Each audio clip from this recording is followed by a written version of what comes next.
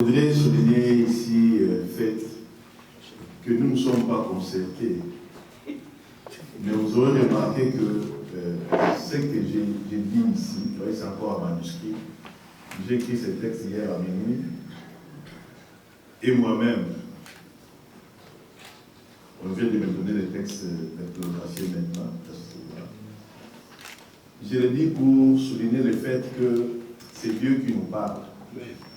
Vous aurez remarqué que ce que je dirais, il n'y a rien de nouveau.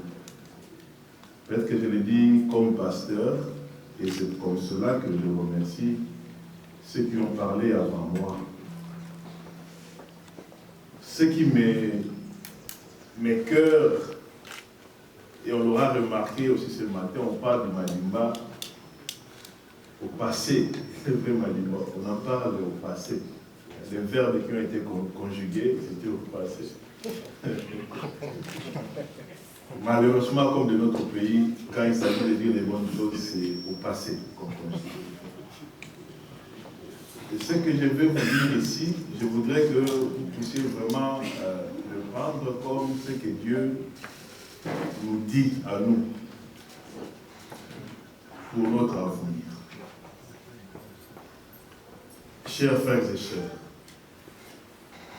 je sais que parmi nous, il y a des éminentes personnalités, excellences, honorables, notables et autres. Sans vouloir blesser vos distinctions, respectables et respectées, j'ai choisi de vous nommer tous par frères et sœurs. Ce choix volontaire traduit mon souhait le plus profond, qui est en même temps ma prière fervente et quotidienne. La vie fraternelle dans mon diocèse, dont Madimba est un de ces trois territoires. Chers frères et sœurs, je voudrais de prime abord dire ma profonde gratitude aux organisateurs de cette cérémonie qui nous réunit en ce jour. Merci au président de l'association, Sanda Madimba, et à tous ses collaborateurs pour la belle initiative d'honorer les députés nationaux, provinciaux et autres autorités politiques élevées en responsabilité ressortissant du territoire de Madimba. Je salue avec joie vous tous qui êtes en honneur aujourd'hui, en vous remerciant de tout cœur pour votre présence.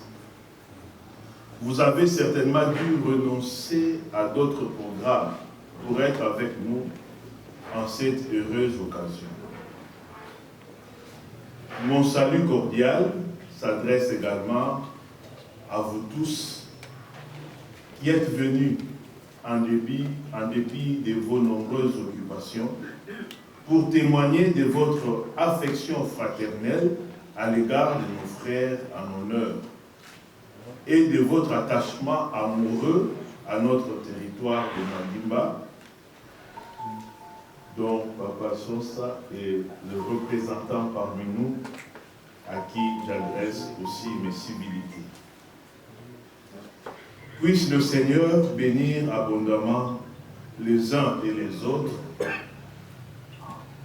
afin que tous, nous puissions vivre dans la paix et que nos élus obtiennent les récompenses divines de leur labeur bien-aimés dans le Christ.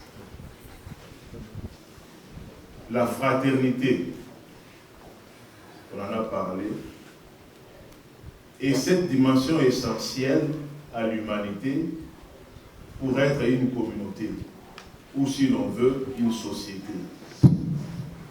En effet, seule la fraternité permet aux hommes et aux femmes de vivre ensemble et d'être unis. C'est en ce sens que le psalmiste déclare « Il est doux, il est bon pour les frères de vivre ensemble et d'être unis. » Ce vivre ensemble et cette unité sont situés sur une terre. L'association Sanda Madimba qui nous réunit aujourd'hui est déterminée par une terre, le territoire de Madimba. Cette terre qui nous précède et qui est notre mère. Car c'est d'elle que nous avons été tirés, comme Adam, puisque nous sommes ses descendants.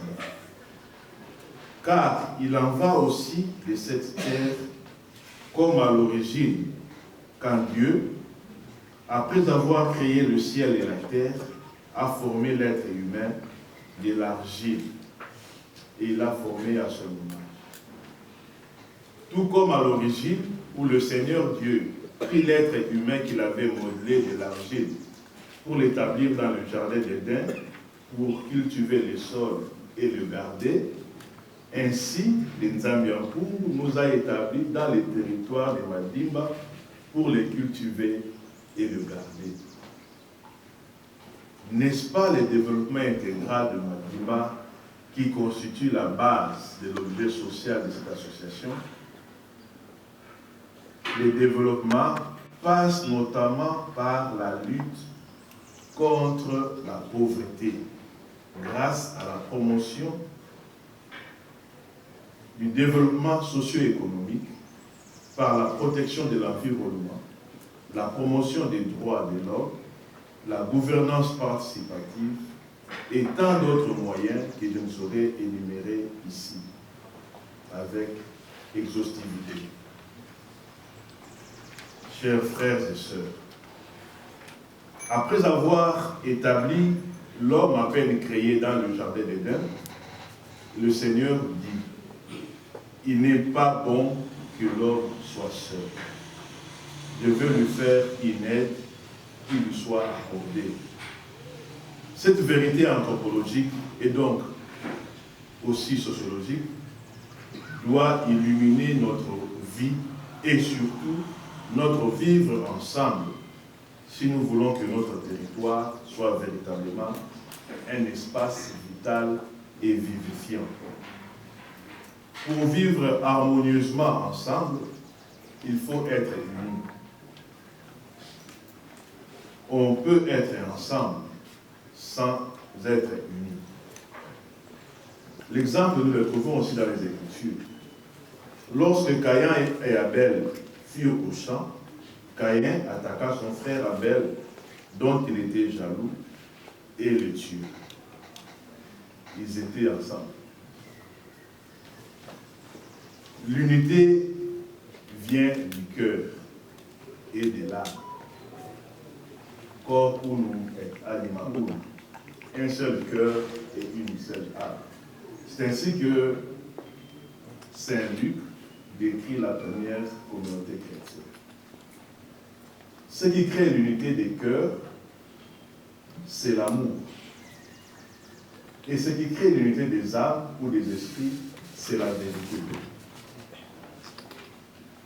Ainsi, le psalmiste déclare: amour et vérité se rencontrent. Et lorsque l'amour et la vérité se rencontrent, la justice et la paix s'embrassent, dit le psaume.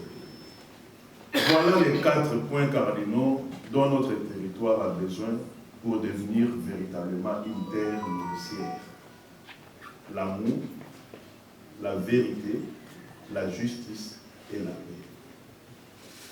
Notre territoire, à l'instar des 2 autres qui composent notre diocèse, est pauvre. Les potentialités, pour moi, ne signifient encore rien. Concrètement, le territoire est pauvre. Ainsi on dit du pays, catastrophe géologique, on meurt de faim. On est pauvre. Notre diocèse est pauvre. Notre territoire est pauvre. Cette pauvreté, avant d'être celle économico-sociale, est avant tout une pauvreté humaine. Je n'ai que 2 ans ici. Et ce que je dis, c'est le fruit d'une grande observation. Notre pauvreté est avant tout une pauvreté humaine. Et cette pauvreté humaine est causée par le manque d'amour. On l'a dit, les Bamouches sont là, ils l'ont dit. Je n'étais pas ici quand vous divisez à Matadi et ailleurs, même si j'en avais écho. Notre pauvreté est d'abord une pauvreté humaine, une pauvreté anthropologique, une pauvreté de l'ordre. Et cette pauvreté est causée par le manque d'amour qui caractérise notre peuple, qui nous caractérise, le manque d'amour. Un Mbouta de notre territoire, vivant à Kinshasa, où il a évolué depuis son jeune âge, me confie un jour que son père est formellement interdit de se rendre dans ce territoire, car les Bantandu, Timamimbi, Tunina.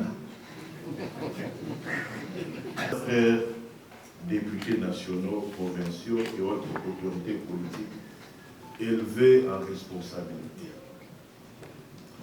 C'est à vous que je voudrais m'adresser maintenant. Pour vous dire quoi? Pour vous dire que, en accédant aux responsabilités publiques, vous devriez vous engager à servir le pays, en particulier votre circonscription électorale ou d'origine, et à promouvoir le bien commun de tout son peuple, le peuple de cette circonscription. La tentation existe de voir dans les fonctions publiques une porte ouverte aux brillantes carrières, aux honneurs et aux avantages matériels. Comme élite de ce territoire, voyez-y tout d'abord un service à rendre à votre peuple, l'amélioration de son sort. Mais le peuple ne demande pas seulement le pain du corps, mais aussi le pain de l'âme, la vérité et l'amour. C'est cela le pain de l'âme. Vous respecterez donc les désirs de l'absolu qui est dans votre peuple, puisque votre peuple est profondément religieux. C'est bien que l'homme ne vit pas seulement de pain. Voilà. Nous n'avons pas à vous demander de l'argent, sinon nous vous demanderons d'aller voler. Nous vous demanderons tout simplement de pouvoir parler pour que le besoin de notre peuple, votre peuple, soit connu et respecté. Il y aurait beaucoup de choses à dire, mais je ne voudrais pas ici abuser de votre patience, puisque vous avez déjà écouté beaucoup de discours, et surtout qu'il y a des répétitions. En réitérant donc les expressions de ma profonde gratitude à tous et à chacun, mais aussi l'expression de mon encouragement aux hommes et femmes en honneur, même si je n'ai pas vu de femmes, je voudrais aussi dire ma détermination. En fait, c'est rappeler ma détermination. Quand je suis arrivé ici à Kisantou, je vous ai dit que moi, je suis venu tout entier ici. Donc, mon cœur est ici, totalement, et pas ailleurs. Donc, je voudrais vous redire ma détermination, engager davantage les diocèses de Kisantou dans la dynamique de développement intégral du territoire de Mabimba. Ici, on a parlé du projet de Sakana sur le territoire. Je dois être quand même fier de dire qu'au moins nous avons réussi à faire un centre de santé à Genève par rapport à ce que le diocèse a reçu. Mais le diocèse, ce n'est pas seulement Madimba, c'est aussi Kassamoulou, c'est aussi Kimfula. Avec ce que nous avons reçu, pour Madimba, on a fait ceci. Pour Kimfula, on a construit des grands puits, des forages, pour aider la population à boire. Voilà pourquoi je voudrais quand même que la lumière soit faite. Je suis d'accord avec vous, puisque ce qui a tué ce pays, c'est l'impunité. Nous allons réfléchir pour voir ce qu'on peut faire ensemble, pour que ce que le peuple reçoit puisse lui arriver. Je dois vous dire, je ne l'avais pas écrit, que beaucoup de gens attendent beaucoup de l'Église. Mais l'Église aujourd'hui, ce n'est plus l'Église d'hier. La preuve, c'est que moi qui vous parle, mes parents sont ici en fait. Quand je vais chez moi en famille, on ne me donne pas des habits pour venir donner aux pauvres. On ne me donne pas des sacs de riz pour venir distribuer ici. On attend beaucoup de l'Église, mais l'Église, c'est nous. Nous essayons avec le peu que nous gagnons de faire quelque chose. Alors, donner. J'ai donné dimanche, il y a 2 semaines à Kassamoul, puisque nous, les Bantans, nous ne savons pas donner. Ce n'est pas la prédication que je viens faire ici. Mais je voulais qu'on soit conscient de ce que l'on est. Voilà. Je suis prêt à participer avec ma petite intelligence à la grande réflexion qui se fera sur le développement de notre contrée et engager le peu de moyens disponibles pour que notre peuple puisse vivre. Que Dieu bénisse les retraites de Santou et vive le territoire de Madimba, je dis que je vous remercie.